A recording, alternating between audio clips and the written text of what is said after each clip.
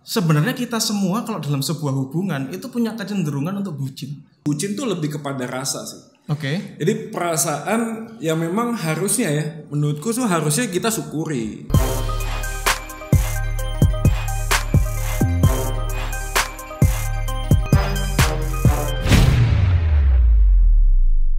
Teman-teman pasti pernah merasakan sebuah keadaan di mana cinta itu tidak lagi indah. Cinta tidak lagi memberikan apa yang kita inginkan. Cinta tidak lagi memberikan keindahan-keindahan yang tidak lagi kita dapatkan. Nah, kita akan bahas tentang sambatan cinta. Sambatan cinta.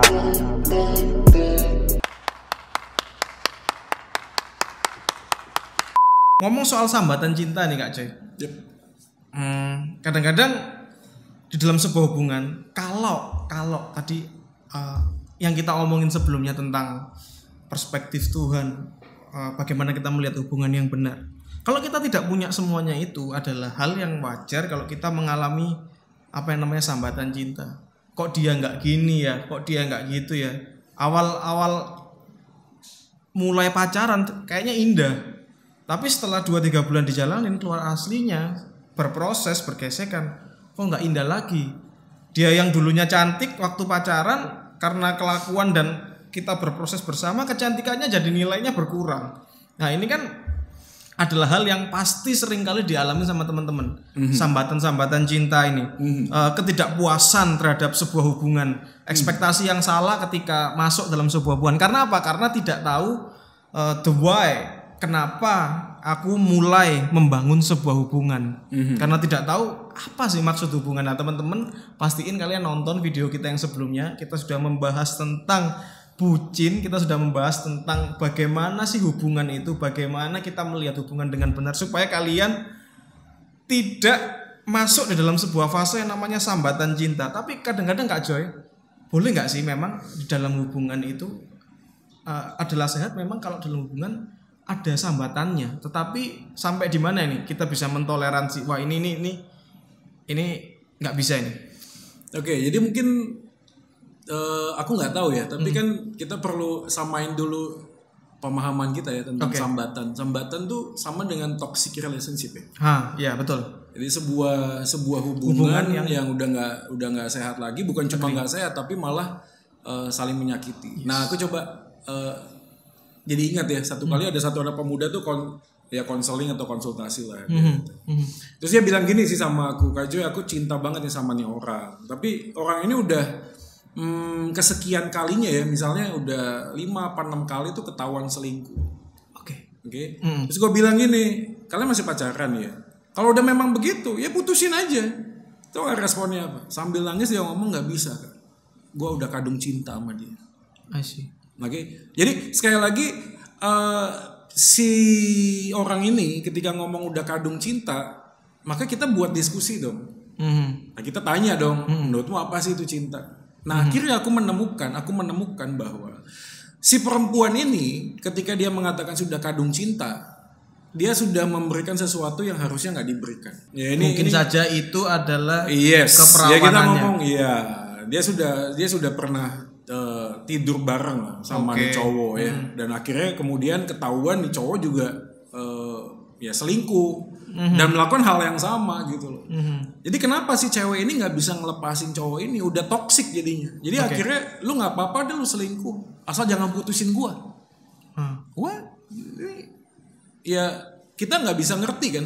Tapi waktu itu puji Tuhan ya, lagi-lagi ya puji Tuhannya. Dulu aku pun pernah di posisi begitu.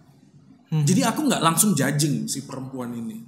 Kita buat sebuah komunikasi yang sifatnya intensional. Kita menggali lain sebagainya. Akhirnya aku menemukan adalah salah satu luka di dalam dirinya. Ya, lukanya terjadi pada waktu dia kecil, yaitu penolakan dari papanya.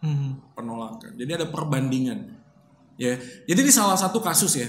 Aku sih berharap ya teman-teman sekalian yang lihat video ini lalu mungkin kalian juga merasakan punya hal yang sama, bisa relate. Bisa, iya. Bukan cuma itu, tapi aku pikir ini harus ada satu follow up ya. Jadi kalau nggak bisa selesai di sini, ini kan boleh kasih komen ya di sini. Ya, teman-teman boleh komen di bawah nih. Bisa komen, bisa DM, Pastor. Mike di sini atau lewat Gibeon Youth Gibeon Church ya, langsung dan bisa Next Gen. DM tanya. Itu harus di follow up. Karena aku melihatnya begini, kenapa sih orang itu punya toxic relationship, sebuah relasi yang sebenarnya dia tahu itu nggak bisa dilanjutin. Tapi somehow dia nggak bisa lepas. Somehow nggak bisa lepas gitu loh. Terlepas dari memang dia sudah kasih sesuatu ya, misalnya keperawanannya atau udah pernah tidur bareng atau lain sebagainya ya. Aku melihatnya ada beberapa hal yang penting, yaitu gini, setiap manusia itu by nature itu looking for the happiness. So kan mencari kebahagiaan. Lo mau tanya Karl Marx, Feuerbach, orang-orang ateis gitu ya. Apa yang mereka kejar adalah kebahagiaan. Dan tidak ada yang salah dengan kebahagiaan. Karena Alkitab juga bicara tentang kebahagiaan. Tapi dari sudut pandang yang sangat berbeda. Contoh Matius pasal 5. Yesus pernah ngomong, berbahagialah mereka yang dianiaya. Wah. Dianiaya kok bisa bahagia sih? Sesuatu yang memang mind blowing banget gitu loh pengajaran Yesus ini.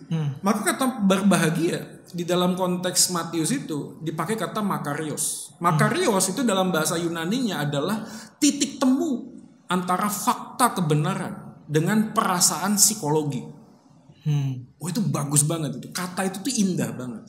Jadi artinya kita ini adalah orang yang harusnya menemukan bahagia di tempat yang tepat, yang benar. Sehingga pada waktu kita tahu kita menemukan bahagia di tempat yang tepat, akhirnya kita nggak jadi toxic relationship ini sih. Maksudku kita tidak mencari kebahagiaan di tempat yang salah. Untuk bisa menemukan tempat yang tepat itu ada proses. Prosesnya kalau tadi aku udah ngomong gitu, menerima Yesus sebagai Tuhan dan Juru Selamat. Gitu. Dia menjadi pribadi yang agung dalam hidup kita, yang utama dalam hidup kita. Tapi nggak tiba-tiba gitu kita jadi orang yang kayak freak gitu loh, jadi aneh. Jadi kayak orang jalan nggak pernah napak lagi di lantai kan gitu. Aduh, ada neonnya di atas, pakai sayap, nggak begitu. Nah, orang yang sudah di dalam Kristus itu, aku selalu ngomong ini, true faith always seeking understanding. Ya, itu salah satu highlight. Kata-kata pamungkasnya Kak Jadi. Iman yang sejati akan mencari pengertian. Akhirnya apa yang terjadi? Menurut pengalamanku, akhirnya Tuhan tuh membawa kita di dalam sebuah masa-masa tertentu. Contoh satu, berdamai dengan diri sendiri. Setelah kita berdamai dengan Tuhan meminta kita berdamai dengan diri sendiri. Apa sih artinya? Coba lihat apa sisi kelemahanmu yang kau dulu tuh nggak bisa terima. Menerima diri sendiri. Iya, contoh ya. Begitu saya ketemu sama kasus si perempuan ini, akhirnya dia aku menemukan di dalam keluarganya selalu dibandingin sama kakaknya, cecenya, sama kokonya gitu ya, dibandingin. Dan dia merasa nggak fair gitu loh, karena dia selalu dipojokkan. Dan dia selalu melihat bahwa diriku tuh jelek. Tuh ya. Ada beberapa anak pemudi itu kalau misalnya foto bareng itu selalu minta dihitung kan, 32 kenapa jinjit. Dia nggak nyaman sama tinggi badannya gitu. Tapi sama nih cowok, nah itu dia problem. Menemukan kenyamanan. Yes. Akhirnya selama dia bisa nyembuhin gua pendek diterima sama dia, gua mau dah. Ini kan berarti bicara tentang menemukan kenyamanan di tempat yang salah, menemukan kebahagiaan di tempat yang salah. Dia menempatkan orang ini sebagai ya hakimnya yang ya dia membutuhkan gitu jadinya gitu loh. Akhirnya si cowok, wah enak banget dia manfaatin aja gitu loh. Gitu. Gue mau gini nggak apa-apa ya, dia asal jangan ninggalin gue gitu. Ini nggak apa-apa ya, asal jangan ninggalin, iya nggak apa-apa gitu lagi. Akhirnya itu toxic relationship. Makanya ada banyak hal yang misalnya itu masih mending begitu ya. Ada yang dipukulin men. Itu udah pacaran udah gak jelas gitu loh. Jadi betul-betul udah dalam satu lingkaran setan. Nah ini pertama berdamai dengan diri sendiri. Yang kedua adalah berdamai dengan masa lalu. I see. Ini bagus banget karena Paulus pada waktu dia ketemu Yesus ya, dia ngomong masa laluku tuh anggap sampah. Betul gak? Dianggap sampah sama dia. Tapi aku mengejar apa yang ada di depanku. Nah kata melupakan apa yang ada di belakangku itu bukan berarti dia lupain semua diiris. I see. Bukan. Tapi dia bisa menguasai masa lalunya, melihat dalam perspektif Kristus di dalam masa lalunya. Apa sih yang Tuhan pengen ketika dia mengizinkan aku mengalami masa lalu ini. Sehingga itu menjadi modal dia untuk melihat ke masa depan. Gua tahu gini ya, ada beberapa anak pemuda yang mungkin juga nonton video ini ya. Itu punya pengalaman yang gak pernah dia duga. Ya contoh misalnya dibully di masa lalu. Ya atau misalnya ada pelecehan seksual. Itu pelecehan seksual. Dia merasa dirinya kotor, tau gak sih? Jijik. Nah sekali lagi gue mengencourage kalian teman-teman yang nonton video ini, kalau Anda merasa yang seperti itu, ada perasaan yang udah nggak sewajarnya gitu ya, lebih baik DM deh. Ya lu kasih kayak konseling gini. Konseling tuh bukan berarti lu sakit. Itu juga yang sering kali gue ngomong sama jemaah. Karena gue juga melakukan konseling kok sama mentor gue. Ya, dalam fase-fase tertentu kita butuh feedback gitu loh, masukan supaya kita dikoreksi, dilihat. Karena Alkitab kan ngomong, ujilah aku, selidikilah hatiku. Jadi kita perlu tuh naik kelas. Jadi buatku kalau ada teman-teman yang ikut CG misalnya, jangan ragu deh. Ya WA lah ketua CG-nya, DM, ngomong, ini ada apa nih? Karena yang gini itu enggak, penyembuhannya tuh enggak tiba-tiba gitu loh. Nanti itu tuh ibaratnya gini ya, ibaratnya adalah kalau kita kena luka, terus dijahit nih, jahitnya, terus sembuh, kering. Nah pertanyaannya adalah dipencet sakit nggak? Sakit. Karena jangan sampai pendarahan dalam, di luar tuh kering men, tapi dipencet sakit. Nah ada banyak anak pemuda ngomong begitu kan, gue baik-baik aja, gue fine, gue udah lepasin, gue udah ngampuni. Tapi begitu singgung namanya, ngamuk dia. Ini berarti anak-anak Purbalingga nih kak, pura-pura bahagia padahal enggak. Oh iya. Ya, kayak gitu sih. Maksudnya ya itu harus berdamai dengan masa lalu. Ya, yang ketiga adalah berdamai dengan sekitar. Ya dengan lingkungan. Ya lingkungan paling tidak ring 1 lah. Gitu. Kalau ada kepahitan sama papa mama lu, itu. Ya anyway, gue prihatin lah kalau ada keluarga yang papa mamanya divorce. Lalu kemudian kehilangan haluan nih, gitu. Kan gak enak banget ya. Gue pernah ngelayanin tuh, sampai dia bingung sampai nangis. Papa mama tanya, gue mau ikut siapa? Men, gue juga nggak bisa jawab men. Mau ikut siapa gitu loh. Akhirnya dia mutusin tidur sama emaknya, karena dia merasa kalau ke papa ngecewain mamanya. Pergi ke mami ngecewain papi, dia tidur di emaknya. Dan orang yang seperti ini punya luka, ya. Dan itu kan nggak bisa dibalik ya, maksudnya nggak bisa ya udah gitu loh. Sekarang apa yang harus kita lakukan? Berdamai. Ya. Saya bilang papi, you salah, mami you salah, aku juga salah. Ya kita saling mengampuni, rekonsiliasi.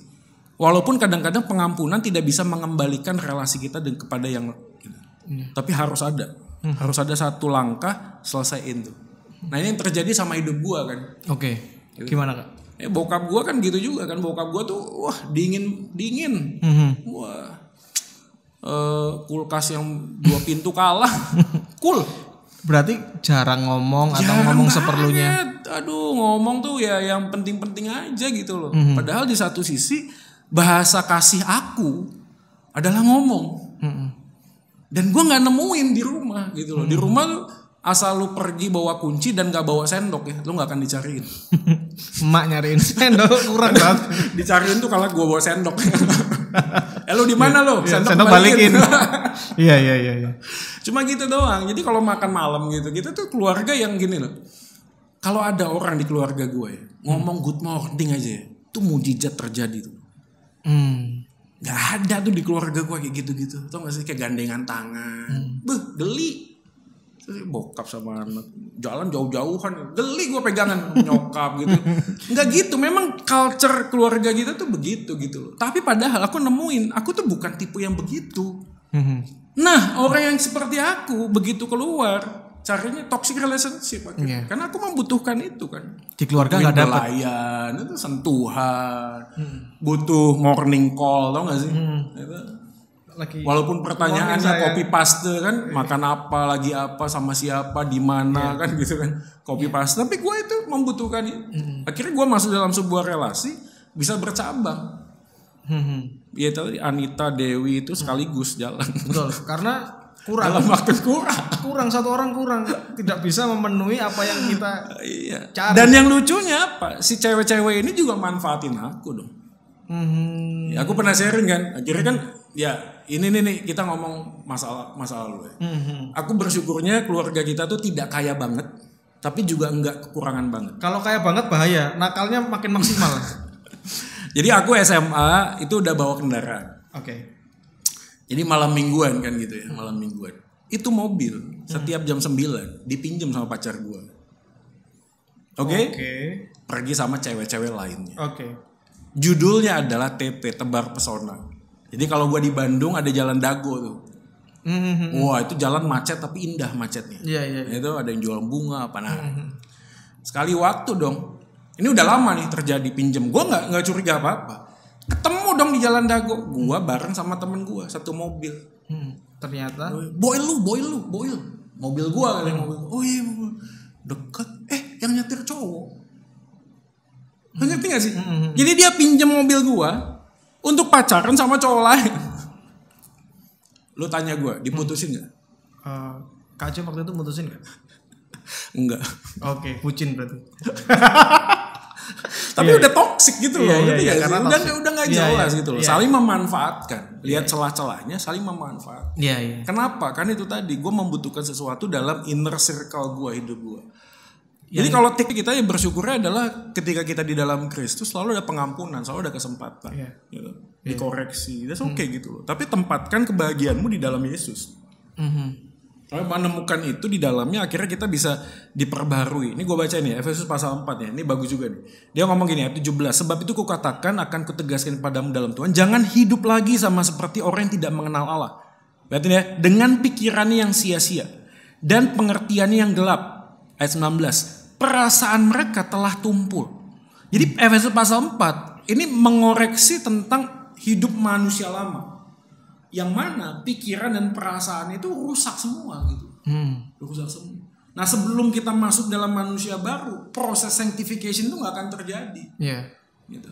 Nah toxic relationship kadang-kala kita nggak firm dulu, kita ini manusia lama tuh manusia baru gitu. Kalau manusia baru itu kesenangannya, kebahagiaannya pasti akan berubah gitu. Kan gue bilang, kenapa sih orang kok susah banget gitu baca Alkitab? Kenapa sih? Karena mereka tuh selalu mencari kehendak Tuhan. Ini gue mau kasih tahu ya. If you want to know the will of God, to understand the will of God, you have to stand under the word of God. Before you understand the will of God, you have to stand under the word of God. Selama kita tidak tunduk pada firman, kita nggak akan pernah ngerti kehendak Tuhan dalam hidup kita itu apa. Dan pada waktu kita mencari menundukkan diri, itu bukan karena pemerintahan yang galak, jahat, enggak, tapi karena cinta kasih. Cinta kasih itu menggerakkan hati kita untuk mencari kebenaran firman Tuhan. Di sanalah kita menemukan pimpinan Tuhan, dan di sanalah kebahagiaan sejati itu terjadi. Jadi kebahagiaan sejati ketika kita menemukan kehendak Tuhan di dalam perjalanan kita mengenal Tuhan melalui firman-Nya. Karena ini penting banget Kak Joy, karena gini, aku mau coba lihat dari perspektif orang-orang yang pencarian jati dirinya itu salah arah. Kadang-kadang salah satu manifestasinya adalah masuk ke dalam sebuah toxic relationship. Nah, tadi Kak Joy bilang mengenal Tuhan, mengerti rencana Tuhan melalui firman Tuhan. Aku coba melihat gini Kak Joy, orang yang pencarian jati dirinya salah arah, terus tiba-tiba Kak Joy muncul dengan sebuah tawaran, lu harus nemuin panggilan hidup lo dan nilai hidup lo dalam firman Tuhan. Itu sekali lagi kalau aku coba bilang, kok kayaknya seperti dua hal yang jauh nih. Orang yang pencarian jati dirinya salah arah, ini bakal susah untuk melihat firman Tuhan, bahkan nggak akan ada keinginan sedikit pun untuk membuka firman Tuhan. Nah, ini gimana? Menurut Kak Joy, dua hal yang sepertinya berlawanan ini, titik tengahnya apa? Titik temunya? Iya, sebenarnya nggak harus berlawanan sih. Sekali lagi gini ya, orang yang sudah di dalam Tuhan ya. Ini yang sungguh-sungguh ya, maksudnya dia mengalami kelahiran baru ya. Karena gini, kan pengakuan tanpa pengalaman itu kebohongan. Mengakui Tuhan itu baik, tapi nggak mengalami kebaikan Tuhan. Itu lu bohong gitu. Dan seringkali ada banyak orang yang masuk gereja tuh banyak bohongnya gitu. Nanti kan sih. Ada pujian ku kagum hormat akan engkau. Saya mau tanya, lu kagum sama Tuhan di mana? Lu bisa jelasin nggak? Di mana nilai kekaguman lu terhadap Tuhan? Jangan-jangan cuma karena orang lain nyanyi lu ikut nyanyi. Akhirnya karaoke di gereja.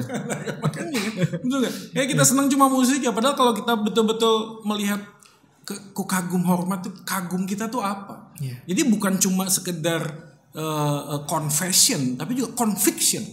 Bukan cuma confess ngomong, tapi convict yakin. Nah yakin ini membutuhkan itu perjalanan, sebuah journey kan. Makanya kalau tadi pertanyaannya anak Tuhan, rasanya sangat tidak mungkin. Karena orang yang sudah di dalam Tuhan, dia lahir baru ya. Roh Kudus akan mendorong dia gitu loh. Yes. Untuk selalu ingin mencari tahu, mengejar apa yang menjadi kesenangan Tuhan. Even dia akan berpikir gini, ini maaf ya, pasangan dan lain sebagainya itu pasti Tuhan akan carikan. Tuhan akan kasih. Jadi jangan cuma minta pasangan yang terbaik, tapi jadilah pribadi yang terbaik untuk Tuhan. Fokusnya Kan kita sering kali minta Tuhan kasih saya pasangan yang terbaik. Tapi di waktu yang sama lu gak jadi pribadi yang terbaik di hadapan Tuhan gitu. Karena kan yang lu minta kan anaknya. Anak Tuhan kan. Iya. Masa Bapak di surga bakal ngasih anaknya kepada orang yang bukan anaknya? Bener gak sih? Iya. Kalau lu minta sama Bapak di surga anak yang terbaik, ya lu jadi anak Tuhan yang terbaik dulu dong, baru nanti dikasih. Klop dah. Sama-sama. Tapi seringkali kita cuma minta apa yang kita minta gitu loh. Tapi enggak, pada saat yang sama enggak menjadi pribadi yang terbaik. Enggak mau mengalami pengalaman-pengalaman yang dalam sama Tuhan. Iya. Jadi enggak mungkin bisa dipisahin. Orang yang sungguh-sungguh di dalam Tuhan pasti akan mencari. Lagi-lagi gini ya. Lagi-lagi mungkin juga teman-teman harus membedakan metodologi membaca Alkitab dengan mengapa kita membaca Alkitab. Nah di YouTube tuh aku sudah tulisan tuh. Karena ada banyak orang akhirnya itu merasa terintimidasi untuk baca Alkitab. Sehari 2 pasal, 3 pasal. Ntar lu tanya deh, lu baca 2 pasal, 3 pasal lu dapat apa? Nggak dapat apa-apa. Jadi kenapa lu baca? Akhirnya masuk ke dalam legalisme. Gitu. Karena kalau nggak baca gue nggak cinta. Enggak lah, cinta itu dinamis. Karena dia dinamis, dia kreatif. Karena dia kreatif, dia membuat kita tuh gimana gue bisa senang sama firman Tuhan ini. Di depan kan kita sharing kan. Aku juga pernah terjebak tuh dalam bagian itu. Masa sih baca firman Tuhan jadi beban? Harusnya kan enggak, harusnya kan asik, harusnya kan fun, harusnya kan sukacita. Akhirnya yang salah adalah aku. Ya akhirnya cuma sekedar ini pagi-pagi baca buku renungan itu. Ya kadang renungan sama ayat firman Tuhan nggak nyambung sih. Tapi yang penting gue udah saat teduh. Buat apa gitu loh. Tapi kalau lu kangen, lu rindu, kreatif, daya imajinasi lu tuh download di YouTube, tau gak sih? Aku selalu begitu ya, download di YouTube ya, khotbah-khotbah yang bagus. Setelah itu pegang handphone, catat poin 1, poin 2, 15 menit, 2 poin dapat, berhenti. Terus doa, gue dapat nih, thank you loh.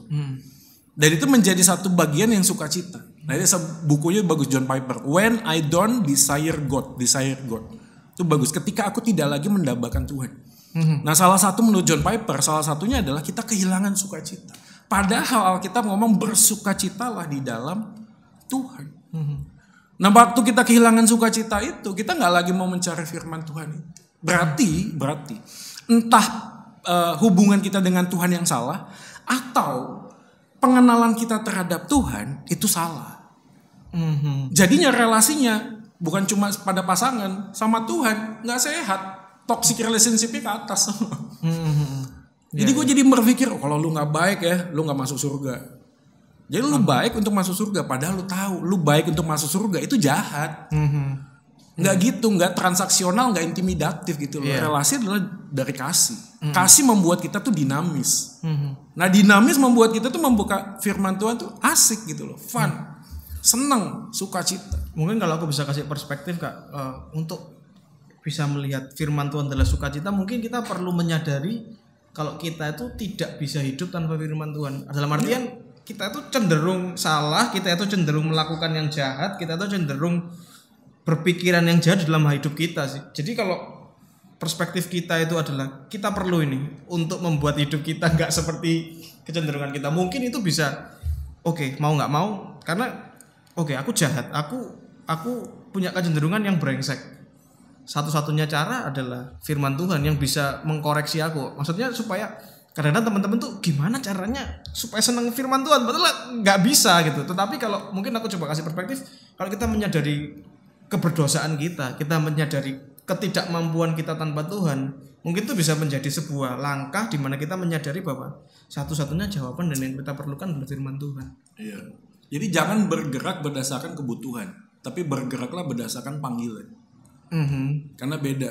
Karena ada orang itu butuh firman kalau dia itu lagi mentok. Lagi ada problem sama pacarnya, baru tanya firman Tuhan. Baru ada masalah sama pacarnya, baru berdoa. Itu udah pasti. Apa yang dia cari adalah cuma self-centered doang sih. Harusnya nggak gitu. Harusnya adalah kita datang kepada Tuhan dengan panggilan. Kenapa? Karena Tuhan panggil pengen ngomong sama lu, men. Asik. Gitu. Yeah. Kalau pengen ngomong sama lu, ya lu jalanin. Nah, menariknya adalah ketika kita dengar suara Tuhan, ada kepekaan, tau gak sih? Jadi rasa cinta, suka dan kagum tadi yang kita bahas itu jadi sacred, jadi kudus ya. Jadi kita nggak sembarang suka sama seseorang, enggak. Tapi ada hal tertentu yang kita bisa lihat, ini wow nih orang ini tuh dalam perspektif Tuhan.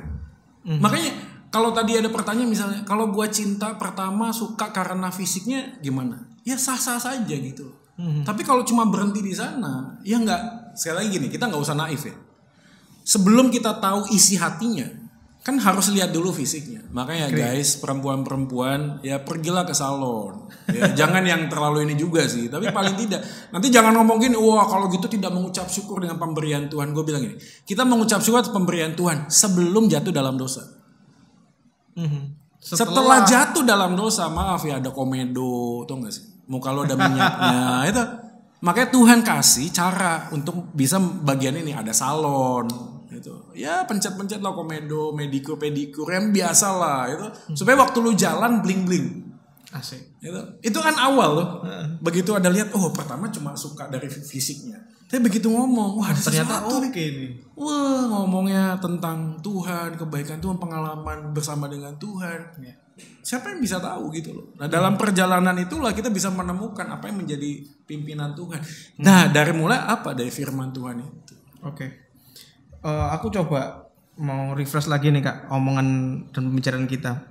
Jadi kan kita ngomong soal sambatan. Kemudian Kak Joy berakhir dengan sebuah statement bahwa perjalanan, firman Tuhan, pengalaman dengan Tuhan.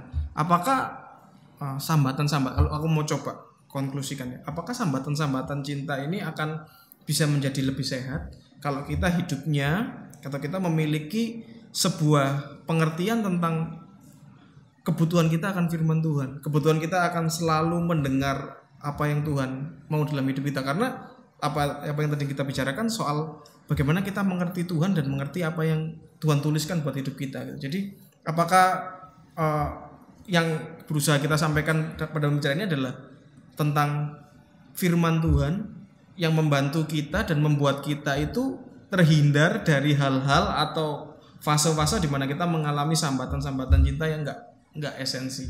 Apakah itu yang berusaha Kak Joy suntikan dalam pembicaraan kita kali ini?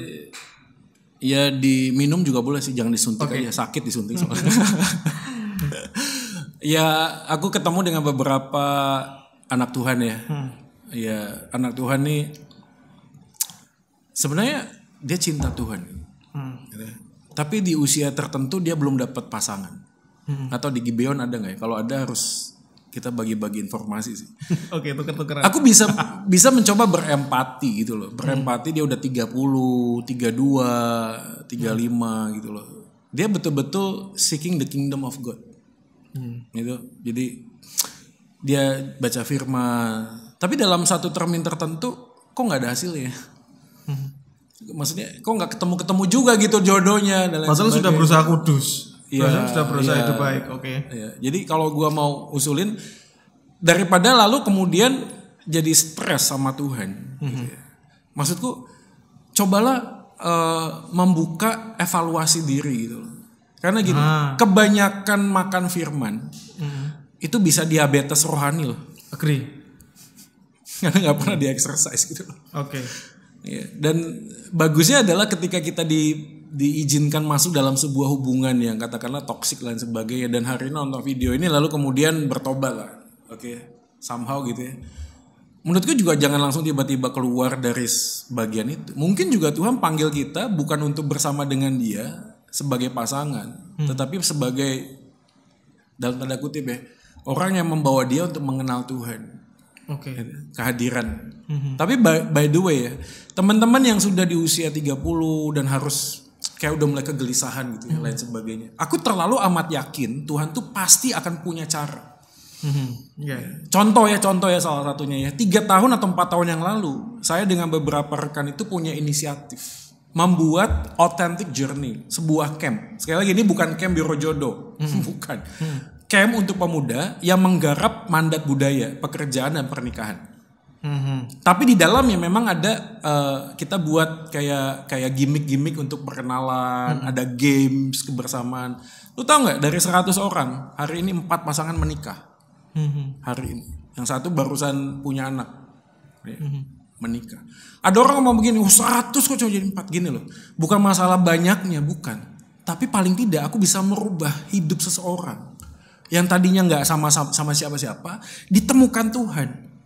Dan yang luar biasa orang ini bisa testimoni bagaimana cara Tuhan itu membawa orang tersebut gitu loh. Jadi artinya gini, waktu kita baca firman Tuhan, kita juga harus meleburkan diri masuk di dalam sebuah panggilan yang lebih clear dan jelas gitu loh.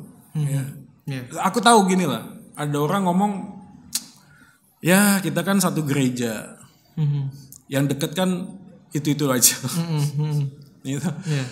Ya saya tetap yakin dan percaya kalau Abraham bisa carikan Ishak pasangan melalui bujangnya. Saya yakin jadi mak comblang itu cukup alkitabiah. Tapi hanya orang yang mengenal firman Tuhan yang layak jadi mak comblang. Karena kalau lihat kisahnya, si bujang ini begitu ketemu dia ngapain? Dia tanya Tuhan. Dari sekian perempuan Tuhan, apa yang kau mau? Taruh ini di sini kan di sumur itu kan. Ambilkan aku air, yang mana perempuannya? Kepekaan tadi.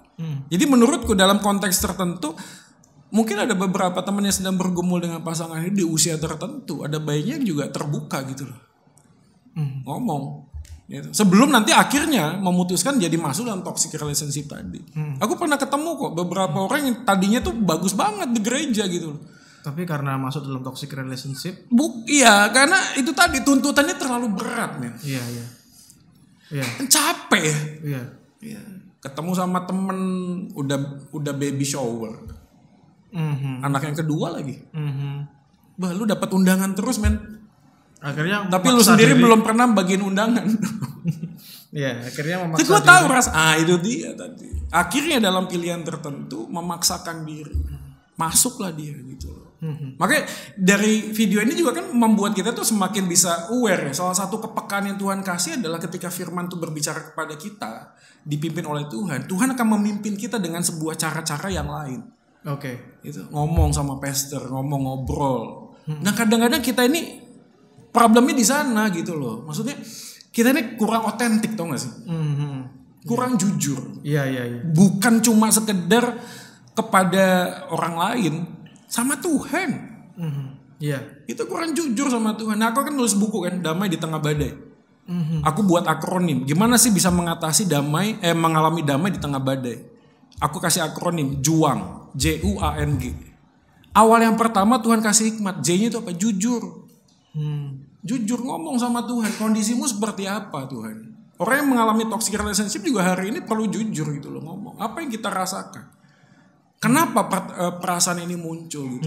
Bagikan kepada pastormu, karena Tuhan juga bisa ngomong melalui mereka, gitu, dengan sebuah komunitas.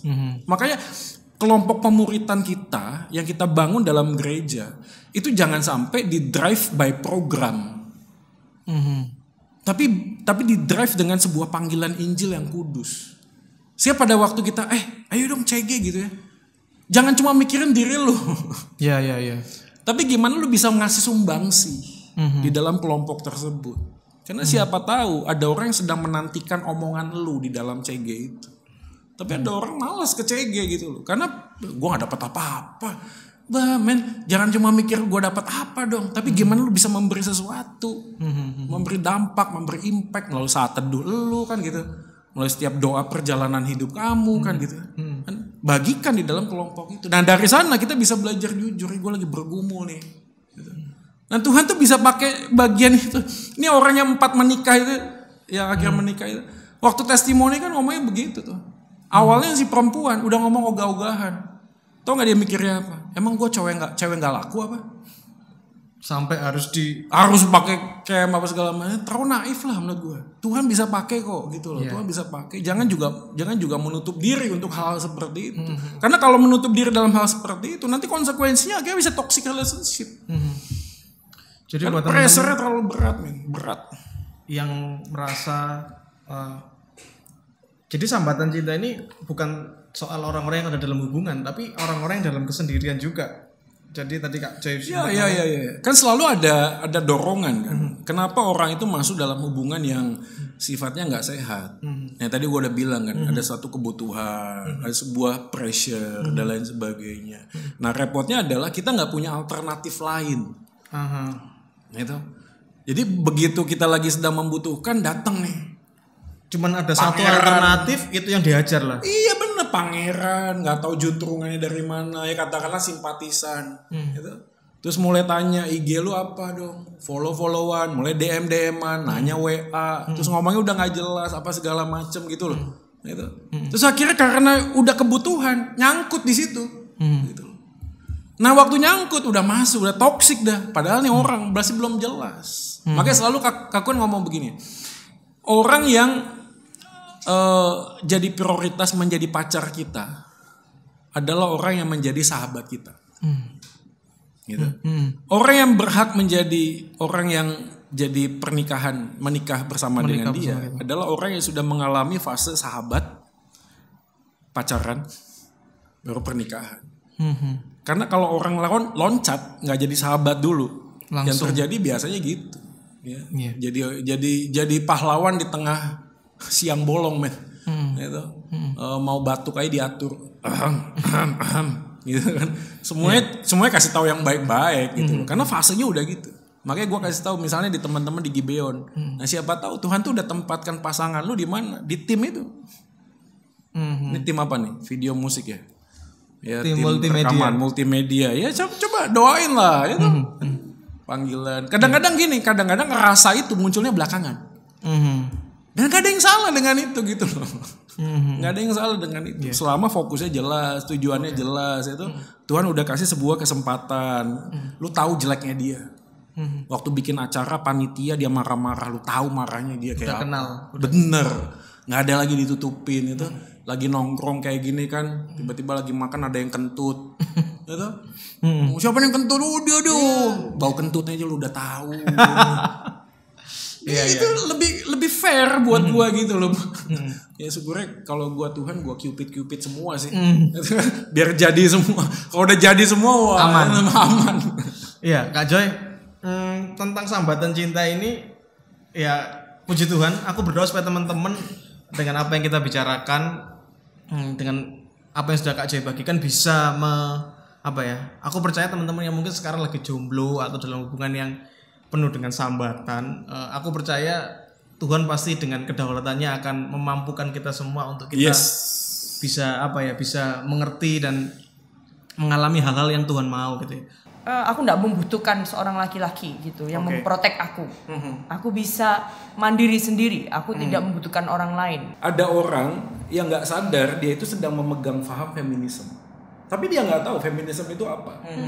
Saya pernah juga mengalami yang tadi dibilang anoreksia karena saya dulu pernah dibandingkan dengan orang lain oleh keluarga saya dan lain sebagainya gitulah. Kadang-kadang kita kalau ada problemnya mesti nggak terlalu gede, tapi karena kita ini terlalu gini harus ada yang Nah, saya pernah tuh in a failed relationship before gitu ya. Kenapa aku harus menjalin sebuah hubungan rumah tangga? Kalau itu semuanya sepertinya menakutkan, ya lebih baik aku ngumpul kebo aja. Main musik apa enggak, orangnya ganteng apa enggak, kulitnya warna apa, itu menurut saya itu bisa dinegotiable lah.